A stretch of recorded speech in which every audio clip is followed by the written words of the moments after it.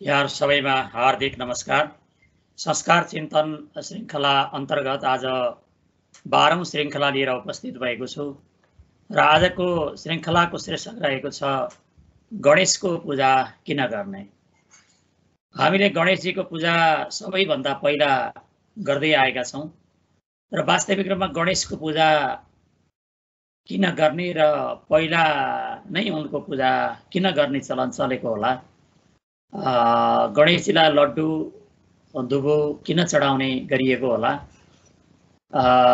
भन्ने केही जानकारीहरू यस श्रृङ्खलामा प्रस्तुत गरिनेछ। सनातन वैदिक परम्परामा अनेकौं देवी देवताहरूको अस्तित्व छ र त्यसैले एउटै मातृ भगवानमा सीमित नरहने यो वैदिक सनातन जुन धर्म हिन्दू धर्म हो, यो अत्यन्त उदार छ र विशाल छ।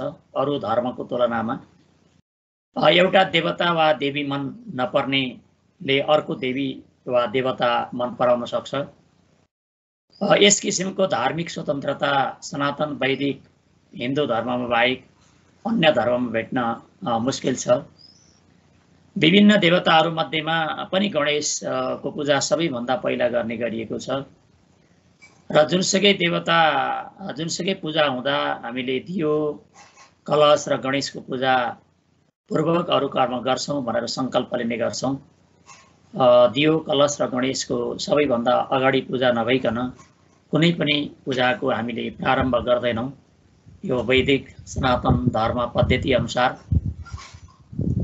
हामीले गणेशजीकै पूजा पहिला चाहिँ किन गर्न थालेका होला र सबै देवी देवताहरू यति धेरै हुँदाहुँदै पनि गणेशले किन अग्रस्थान लिए होला भन्ने बारेमा हाम्रो ध्यान आकृष्ट हुनु र जिज्ञासा हुन स्वाभाविक छ। अब गणेशजीको जन्म वा उत्पत्ति कसरी भयो भन्ने बारेमा पनि विभिन्न खालका मतमतान्तरहरू रहेका छन्। वराह पुराणको 12औं स्कन्धको 12औं अध्यायको 17औं श्लोकमा उल्लेख भए अनुसार शिव र पार्वतीले गणेशलाई आँखा नझिम्काइकन हेर्दा गणेश अत्यन्त क्रुद्ध भएका थिए र शिवले तिम्रो मुख हात्तीको जस्तो पेट मुख चाहिँ हात्तीको जस्तो होस् र पेट चाहिँ तिम्रो ठुलो होस् भनेर श्राप दिएका थिए। त्यसै कारणले गर्दा उनको हात्तीको जस्तो मुख हुनु परेको र पेट ठुलो हुनु परेको किंवदन्ती छ। शिवपुराणको ज्ञान संहितामा उल्लेख भए अनुसार पार्वतीको मैलद्वारा उत्पन्न भएको जुन पुतला हो, त्यो पुतलालाई द्वारपालले भित्र जान प्रवेश गर्न निषेध गरेको हुनाले रोकेको कारणले गर्दा शिवजीले उसको टाउको काटिदिएका थिए र पार्वतीलाई प्रसन्न गर्न शिवजीले आफ्नो मन्त्र शक्तिद्वारा पुतला स्वरूप गणेशलाई पुनर्जीवित गरेर सबै देवताका अधिष्ठाता बनाएका थिए भन्ने यो कुरा शिवपुराणको ज्ञान संहितामा उल्लेख भएको पाइन्छ। त्यसै गरी ब्रह्म वैवर्त पुराण को तेस्रो स्कन्धको पहिलो अध्यायको 7औं श्लोकमा गणेशलाई देख्न शनि आउँदा उनको दृष्टि परेर गणेशजीको शिर भिन्न भएको हो भन्ने त्यहाँ उल्लेख भएको छ। वैदिक वाङ्मयको शतपथ ब्राह्मणमा उल्लेख भए अनुसार शिव र पार्वतीको वीर्य स्खलन भएर गणेशजीको उत्पन्न भएको भन्ने कुरा उल्लेख भएको छ। ऋग्वेदको 8औं मण्डलको 14औं अध्यायको 13औं श्लोकमा उल्लेख भए अनुसार इन्द्रले गणेशको शिर काटेका थिए र हात्तीको शिर ल्याएर जोडिदिएका थिए भन्ने सन्दर्भ त्यहाँ पाइन्छ। यसरी जे जस्तो तरिकाले गणेशजीको उत्पत्ति वा जन्म भएको भए तापनि हामी धेरैजसो भक्तजनहरूले शिवजीका र पार्वतीका छोराको रूपमा, मानसपुत्रको रूपमा, औरसपुत्रको रूपमा गणेशजीलाई लिने गरेका छौँ र उनकै पुत्र हुन् भनेर हामीले ठान्ने गरेका छौँ। विभिन्न मतमतान्तरहरू भए तापनि अनि गणेशजीका विभिन्न नामहरू छन्। हरेक जसो देवी देवताहरूका सहस्र हजार नामहरूको उल्लेख गरिएको छ र गणेशजीका पनि हजार नामहरू को स्तोत्र पढ्न पाइन्छ र ती नामहरू मध्येमा 12वटा नाम अत्यन्त लोकप्रसिद्ध छन् र हामीले जुनसुकै कर्म गर्दा ती 12वटा नामको उल्लेख गर्ने गर्छौँ, उच्चारण गर्ने गर्छौँ र अनि बल्ल हामी अरू पूजामा अग्रसर हुन्छौँ। सुमुख सैकदन्तस कपिलो गजगणक लम्बोदरस्य विकटो नाशो विनायक धूम्रकेतु गणाध्यक्षो भालचन्द्रो गजानन द्वासी तान्नामानी यपठी यादवी विद्यारम्भे विवाही च प्रवेशे निर्गमी तथा सङ्ग्रामी सङ्कटे चैव विघ्नस्तस्य न जायते भनेर हामीले चाहिँ यी नामहरू यदि उच्चारण गऱ्यौँ र पूजा आदि गर्न प्रयत्न गऱ्यौँ भने त्यो ठाउँमा कुनै विघ्न बाधा दुःख दारिद्र्य हुँदैन भन्ने चिन्तन रहेको छ।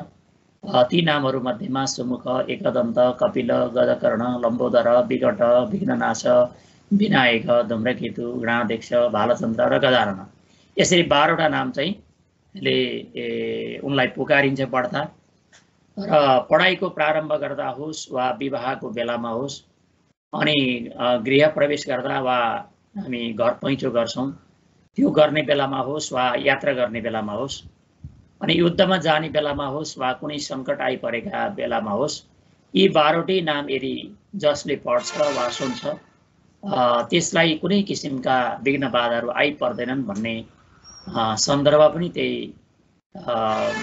त्यहाँ उल्लेख गरिएको पाइन्छ।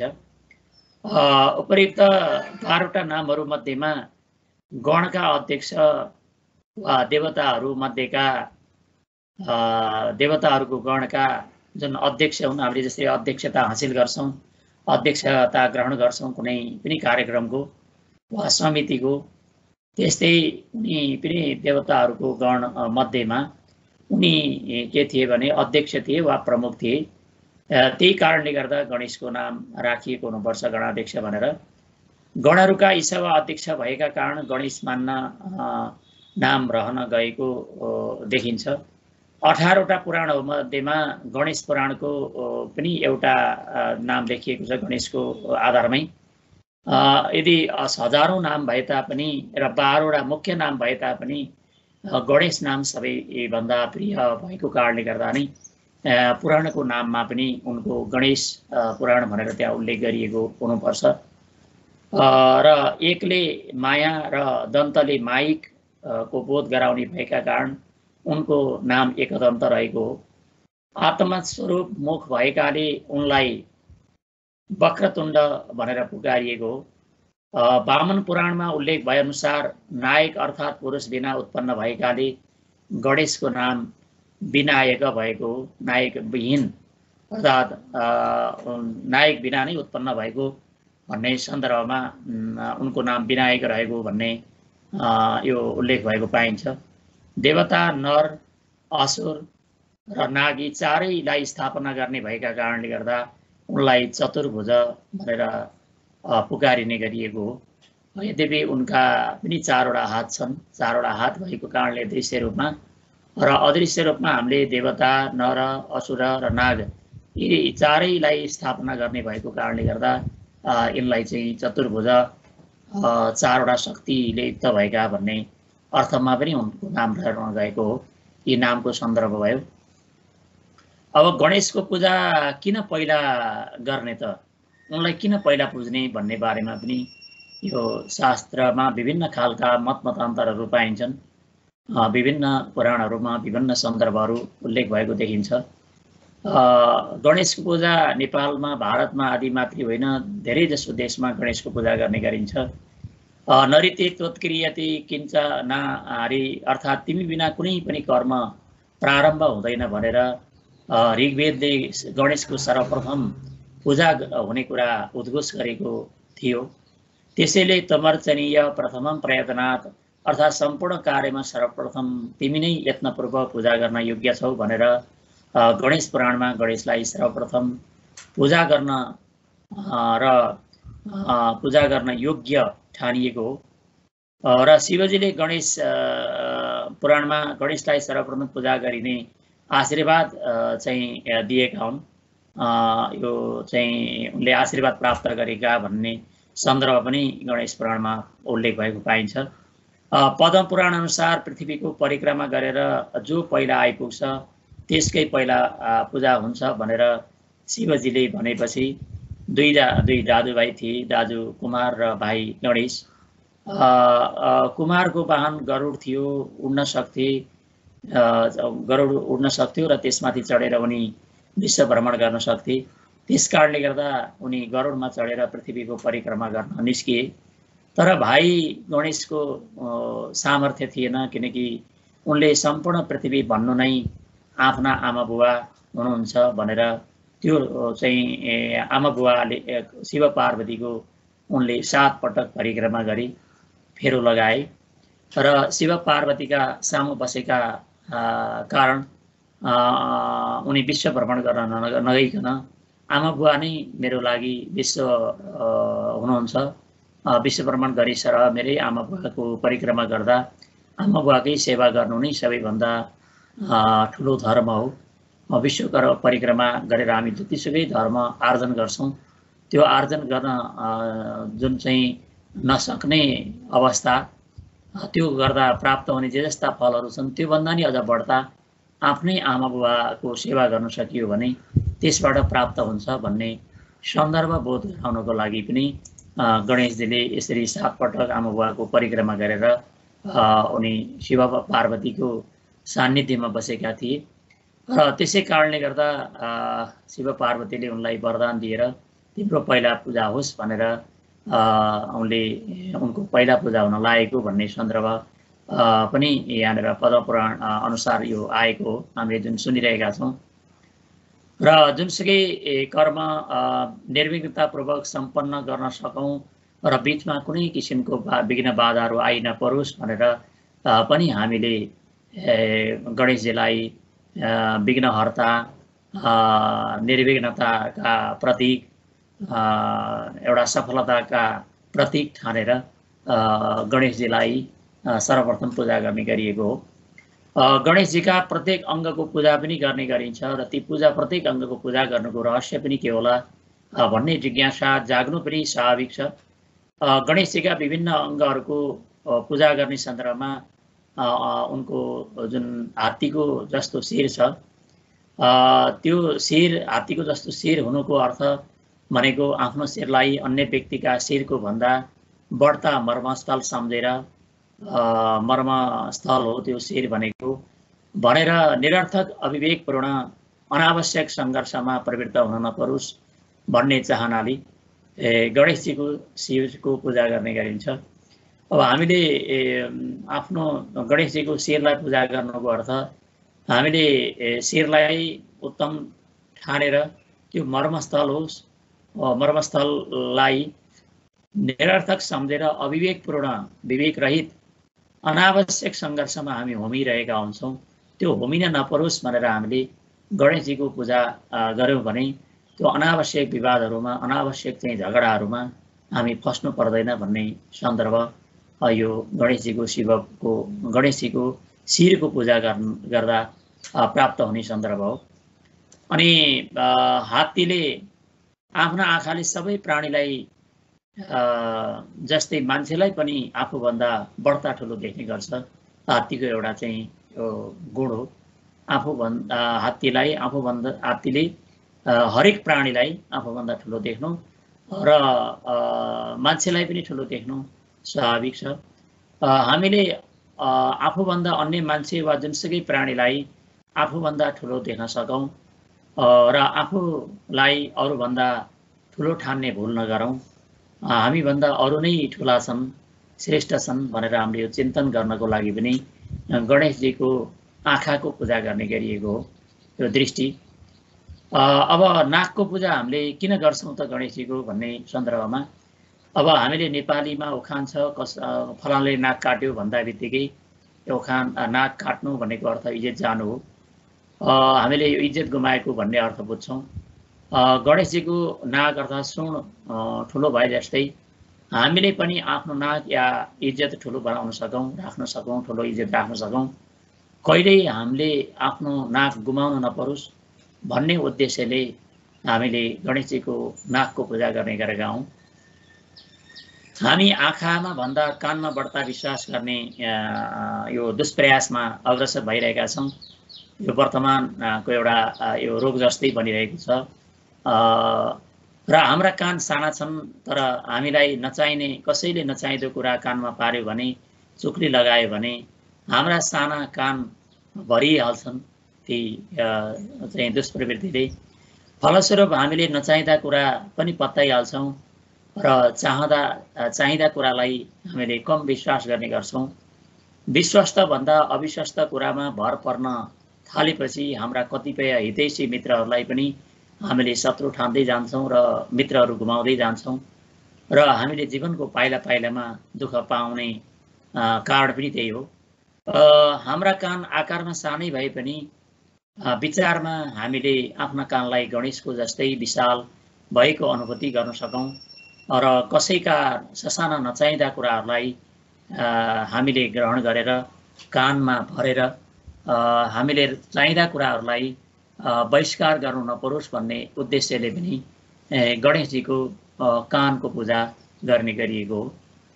हामीले जे जति सुनेका कुराहरू छन् तिनलाई हात्तीका नदेखिने र खाने दाँत जस्तै, हात्तीका नदेखिने दाँत छन् र ती खाने जुन दाँत हुन् भित्रै मनन गर्नुपर्छ र तिनलाई हात्तीका देखाउने दाँत जस्तै प्रकट गरेर हामीले बाहिर ल्याउनु हुँदैन।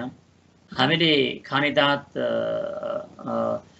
जस्तै तरिकाले जसरी चाहिँ हात्तीका खाने दाँत र देखाउने दाँत दुईटा हुन्छन्, त्यस्तै गणेशजीका त्यो हात्तीको अनुहारको रूपमा रहेका गणेशजी का जुन बाहिरी देखिने दाँत छन् त्यस्तै देखिने दाँत जस्तै भित्री हामीले खाने दाँतलाई हामीले पूजा गर्नको आशय चाहिँ हामीले जुनसुकै विवादमा आउने कुराहरू छन् तिनलाई हामीले भित्रै पचाउन सकौँ र बाहिर त्यसलाई ल्याएर विवादमा नअल्मलियौँ भन्ने यो प्रतीक स्वरूप पनि हामीले गणेशजीका दाँतको पूजा गर्ने गरेका हौँ।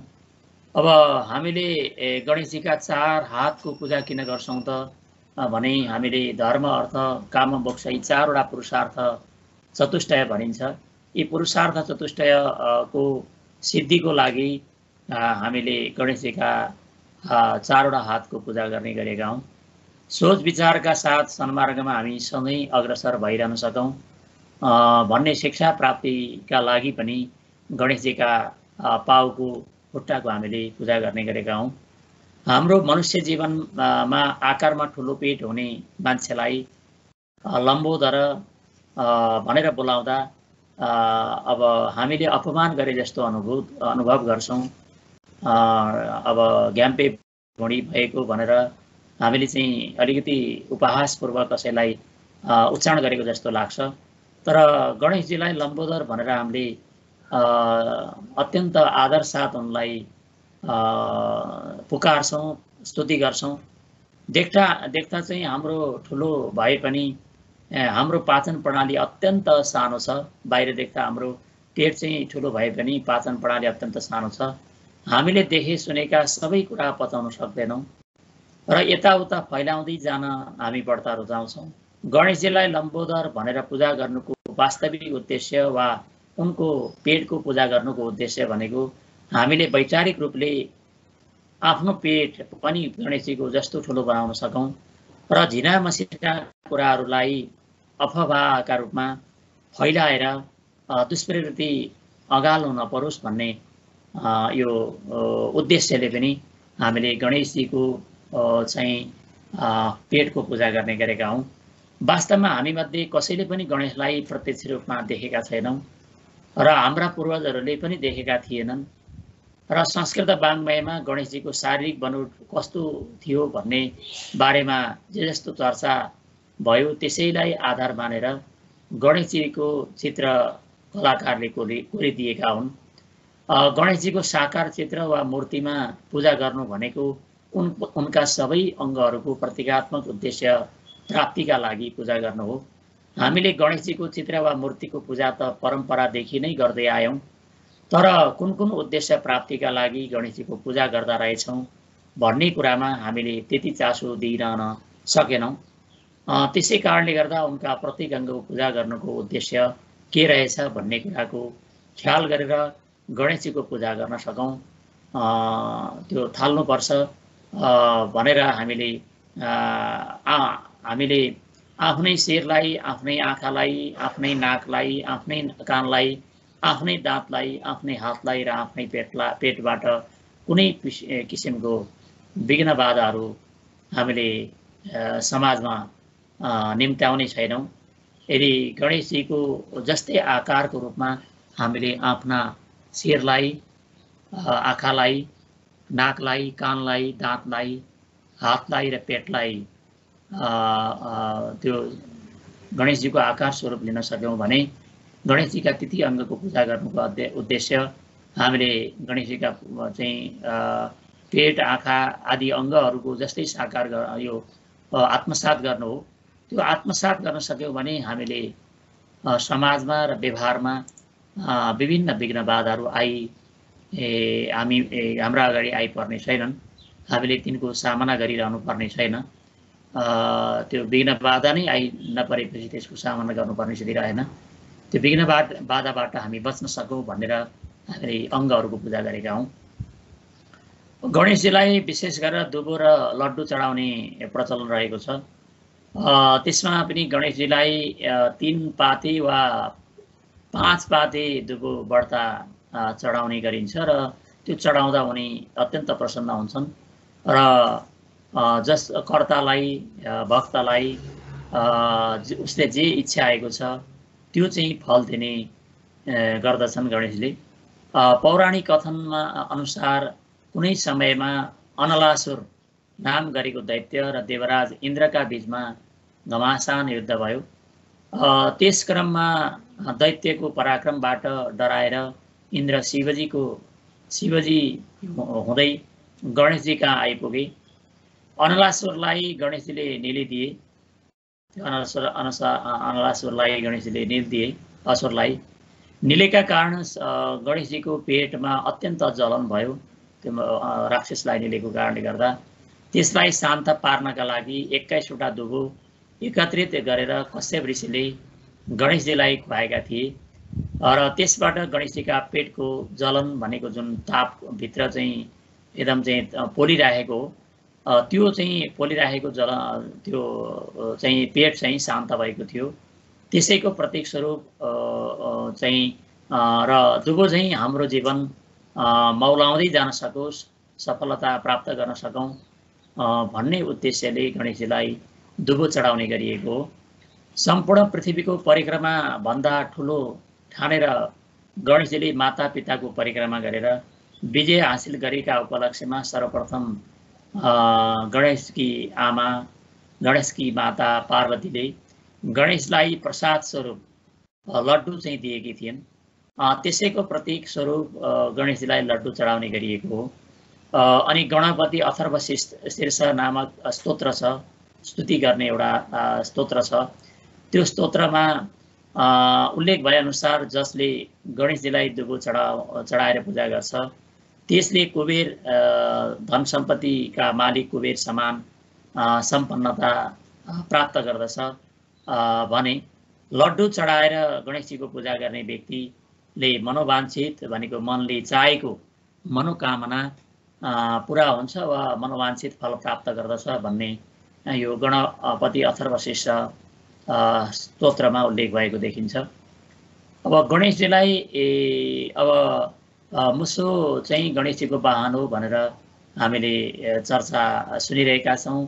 वास्तविक रूपमा त्यति ठुलो पेट भएको, त्यति ठुलो शरीर भएको चाहिँ भगवान गणेशले त्यति सानो चाहिँ मुसालाई किन वाहन बनाए होलान्, यो प्रतीक किन ठानिए होला भन्ने बारेमा पनि हाम्रो जिज्ञासा रहनु स्वाभाविक छ। र यो चाहिँ उनको शुक्ल यजुर्वेद को 3रो अध्यायको 57औं मन्त्रमा उल्लेख भए अनुसार आखुस्ते पशु भनेर त्यहाँ उल्लेख गरिएको छ। अर्थात् हे गणेश तिम्रो वाहन मुसो हो भनेर सर्वप्रथम गणेशको वाहनको व्यवस्था यो वेदमा गरिएको देखिन्छ। बिना प्रयोजन रात दिन पुस्तक काटिरहेको हुन्छ, मुसाले कपडा काटिदिएको हुन्छ, सरसामानहरू चाहिँ लथालिङ्ग पारिदिएको हुन्छ र त्यसरी चाहिँ धुजा बनाउने चाहिँ दुष्कर्म भनेको मुसाकै हो। यसो गर्दा न मुसो अगाएको हुन्छ, न त यी सबै काम मुसाले कुनै उद्देश्यले गरेको हुन्छ। उसको काम चाहिँ धुजा बनाउनु बिना काममा, त्यो उसको के हो, दुष्प्रवृत्ति हो। यसरी बिना उद्देश्य यताउता भौतारिरहने र वास्तविक ज्ञानका लागि नभई केवल तर्कका लागि कुतर्कहरू मात्र गरेर समय बर्बाद गरिरहने मान्छेहरू पनि मुसा जस्तै हुन्। मात्रात्मक अन्तर होला, तर हामी सबैमा त्यस किसिमको मुसक प्रवृत्ति भने छ, सबैसँग छ। जसरी गणेशजीले मुसाको दुष्प्रवृत्तिलाई वाहन बनाएर दमन गर्छन्, त्यसै गरी हामीले पनि आफूभित्र विद्यमान मुसाको जस्तो दुष्प्रवृत्तिलाई दबाएर क्रमशः निराकरण गरेर सफलतातर्फ हामी उन्मुख हुन सकौँ भनेर मुसाको वाहनमा बसेका गणेशलाई हामीले पूजा गर्ने गरेका हौँ। यद्यपि मुसाले घरमा अत्यन्त विघ्न बाधाहरू निम्ताइरहन्छ, तथापि घरमा मुसाहरू रहनु भनेको सम्पन्नताको प्रतीकका रूपमा नै लिने गरिन्छ। तथापि अहिले अन्य उत्पादन गर्ने यी स्रोतहरू, हाम्रा कर्महरू लोप हुँदै गएका कारणले गर्दा हाम्रो समाज त्यो सम्पन्नताको प्रतीक बन्न सकेको छैन। मुसाहरू हाम्रो घरमा आउन छाडिसकेका छन्। सम्पन्नताका प्रतीकको रूपमा त्यो अहिले चाहिँ हाम्रो घरायसी सम्पन्नताको प्रतीक बन्न सकेको छैन। अब गणेशजीको सेवा रिद्धि र सिद्धिद्वारा नै किन गरियो त? उनको चाहिँ वरिपरि रहेर रिद्धि र सेवालाई नै सेवा गरिरहेका हुन्छन्। रिद्धि र सिद्धि दुईटी चाहिँ छन् त्यहाँनिर। उनले किन सेवा गरिरहेका होलान् भन्ने जिज्ञासा पनि रहनु स्वाभाविक छ। वैदिक सनातन पद्धति अनुसार जुनसुकै पूजा गर्ने क्रममा हामीले रिद्धि सिद्धि बुद्धि सहित आयो श्रीमन् महागणाधिपतये नमः भनेर यो आह्वान गर्छौँ, पूजा गर्छौँ र अर्थात् सिद्धि र बुद्धिले सहित भएका गणेशलाई नमस्कार छ भनेर हामीले सुनेका नै छौँ पण्डितजीले पूजा गर्दा। हामीले धेरै जसो पसलहरूमा शुभ र लाभ अनि रिद्धि र सिद्धि लेखेको पनि देखेका छौँ। कतिपय सम्पन्न ठुल्ठुला उद्योगी पसलेहरूले त्यो आफ्नो पसलको ढोकामा द्वारमा त्यसरी लेखेका देखिन्छ, शुभ लाभ र रिद्धि र सिद्धि भनेर। व्यापारमा राम्रो होस् र बढ्ता आम्दानी प्राप्त गर्न सकियोस् भन्ने कामनाले शुभ र लाभ लेखिएको होला भनेर हामीले सहजै अनुमान गर्न सकिन्छ। त्यसै गरी सबै किसिमका बाधा व्यवधानहरूलाई पार गरेर अघि बढ्न सक्ने मान्छेले नै सम्पूर्ण ऐश्वर्य र सफलता प्राप्त गर्न सक्छ भन्ने महत्त्वपूर्ण प्रेरणा लिनका लागि पनि गणेशजीका दायाँ र बायाँ जुन रिद्धि र सिद्धि सेविकाहरू छन् त्यो चाहिँ रहेका होलान् भन्ने अनुमान हामीले गर्न सक्छौँ। वास्तवमा गणेश पुराणमा उल्लेख भएअनुसार सिद्धि र बुद्धि दुवै ब्रह्माजीका छोरी र गणेशजीका पत्नी हुन्। यस दृष्टिले गणेशजीलाई ब्रह्माका ज्वाइँ मान्न सकिन्छ। सिद्धिका छोराको नाम सुख हो भने बुद्धिका छोराको नाम सन्तोष हो। यसरी गणेशजीलाई सपत्नीक अर्थात् पत्नीसहित पूजा गर्दा निर्विघ्नतापूर्वक सिद्धि र बुद्धि मात्रै हामीले प्राप्त गर्दैनौँ, उनका छोराहरूको जुन नाम छ सुख र सन्तोष पनि प्राप्त गर्न सक्छौँ भन्ने आशयले गणेशजीलाई रिद्धि बुद्धि सिद्धि बुद्धि सहित आयो भनेर यसरी चाहिँ हामीले उनलाई पूजा गर्ने गरेका हौँ। र ब्रह्मवैवर्त पुराणमा उल्लेख भएअनुसार विश्वरूपाका छोरीको नाम रिद्धि र सिद्धि हो भने यी दुवै गणेशजीका पत्नी हुन्। रिद्धिका छोराको नाम शुभ हो भने सिद्धिका छोराको नाम लाभ हो। यसरी गणेशजीलाई सपत्नीक पत्नीसहित पूजा गर्दा रिद्धि सिद्धि मात्र होइन, शुभ र लाभ पनि हामीले प्राप्त गर्न सक्छौँ। त्यसैको प्रतीक स्वरूप पसलमा घरका ढोकाहरूमा हामीले रिद्धि सिद्धि र शुभ लाभ लेख्ने गरेका हौँ। गणेशजीको अब अहिले गणेश प्रवृत्तिको दुरुपयोग हुन थालेको छ। गणेश प्रवृत्ति गर्न थाले फलाउनले भनेर हामीले चाहिँ गणेशजीलाई अलिकति अपमान गरिरहेका ठान्छौँ। जुन परिक्रमा गरेर विश्व भ्रमण गरेर कुमार चाहिँ आए। तर गणेशजी बसी गरेर त्यहाँनिर उनले पहिला सम्मान प्राप्त गरे। अर्थात् चाकडी चाप्लुसीको प्रतीकका रूपमा गणेशजीलाई अलिक अपमान गरेको देखिन्छ। तीव्र रूपमा लेख्न सक्ने उपमा दिन गणेश शब्दको प्रयोग वर्तमानमा भएको देखिँदैन। तर जुनसुकै कामको सुरुवात गर्ने सन्दर्भमा चाहिँ श्री गणेश शब्दको प्रयोग चाहिँ गरिएको देखिन्छ। श्री गणेश भन्दा बित्तिकै कामको थालनी भन्ने अर्थमा गणेशको शब्दको प्रयोग चाहिँ यहाँनिर भएको देखिन्छ। केही नजान्ने भनेर कसैलाई इङ्गित गरेर हामीले गोबर गणेश शब्दको प्रयोग गर्छौँ। यो पनि अलिकति गणेशप्रतिको एक प्रकारको अपमान जस्तो हामीले दुष्प्रयास गरिरहेका छौँ। अनि त्यति मात्रै होइन, चाकडी र चाप्लुसी प्रवृत्तिलाई बुझाउन गणेश प्रवृत्ति शब्दको प्रयोग गर्ने व्यक्तिहरू समाजहरू पनि बढ्दै गइरहेका छन्।